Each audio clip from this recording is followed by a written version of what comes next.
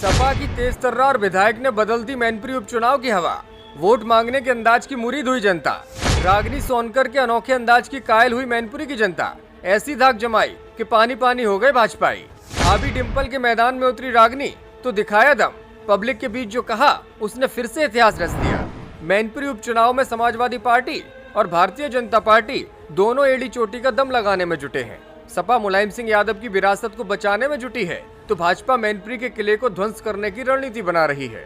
चुनावी माहौल में समाजवादी पार्टी की विधायक ने अपने प्रचार से ऐसा रंग बिखेर दिया है कि भाजपाई हक्के बक्के रह गए। रागिनी सोनकर के वोट मांगने के अंदाज का हर कोई मुरीद हो गया। उनका अपनेपन का अंदाज लोगों को खूब भा रहा है। जिस गांव और घर में वोट मांगने जाती हैं, वहां महिलाओं से गले लगकर मिलती हैं। पहले घरेलू महिलाओं के हालचाल पूछती हैं, उसके बाद वोट की बात करती हैं। रागिनी का यही अपनत्व का भाव चुनाव की हवा को बदल रहा है। रागिनी कोई मामूली विधायक नहीं है। जौनपुर की मछली शहर विधानसभा से सपा की विधायक डॉक्टर रागिनी सोनकर विधानसभा में अपने जबरदस्त भाषण के बाद सुर्खियों में आ चुकी है। महिलाओं के लिए समर्पित 22 सितंबर के विधानसभा सत्र में जब अखिलेश यादव की पार्टी सपा की डॉक्टर विधायक ने सुनो द्रौपदी शस्त्र उठा लो वाली पंक्तियां बोली तो पूरा सदन तालियों से गूंज उठा था। उनका भाषण फेसबुक से लेकर ट्विटर तक वायरल हो गया था। उनके इसी भाषण से पूरा सदन मेज की थपथपाहटों से गूंज उठा था। रागिनी जौनपुर से विधायक हैं और एम्स से उन्होंने डॉक्टरी पढ़ी है।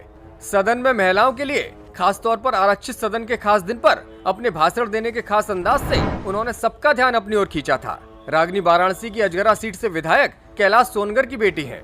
रागिनी के पति डॉक्टर संदीप स्किन स्पेशलिस्ट हैं। राजनीति में आने से पहले डॉक्टर रागिनी दिल्ली एम्स में काम करती थीं। वहां पर वह नेत्र विभाग में अहम पद पर थीं। दिल्ली के एम्स से ही उन्होंने मेडिकल की पढ़ाई भी पढ़ी है। रागिनी विधानसभा में सत्ता और प्रतिपक्ष की 43 महिला विधायकों में से एक हैं। इस बार के विधानसभा चुनाव में उन्होंने सपा के एक कद्दावर नेता को पछाड़कर टिकट हासिल किया था। बताया जाता है कि डिंपल यादव के कहने पर ही रागिनी सोनकर को टिकट देने के लिए अखिलेश यादव राजी हुए थे और अपने करीबी और 4 बार के विधायक का टिकट काट दिया था। शैलेंद्र यादव ललई इस सीट से दावेदार थे, लेकिन अखिलेश ने नाराजगी के कारण उनका टिकट काट दिया और रागिनी ने बाजी मार ली। अंत समय पर टिकट मिलने और जबरदस्त विरोध के बीच रागिनी ने अपने करिश्माई चुनाव प्रचार के बल पर ही जीत हासिल की थी। चुनाव के समय पर रागिनी सोनकर का एक वीडियो भी वायरल हुआ था जिसमें वह गाना गाकर वोट मांगती दिख रही थी। कई बार ऐसा भी देखने को मिला जब डॉक्टर रागिनी सोनकर भाषण दे रही थी तो वो भावुक हो जा रही थी। उनकी आंखों से आंसू गिर रहे थे, लिहाजा उन्हें चुनाव में फतेह मिली थी। रागिनी सोनकर का चुनाव प्रचार का यही अंदाज आजकल मैनपुरी उपचुनाव में दिखाई दे रहा है। भाभी डिंपल के लिए उनके इस चुनाव प्रचार के अंदाज की हर कोई तारीफ कर रहा है।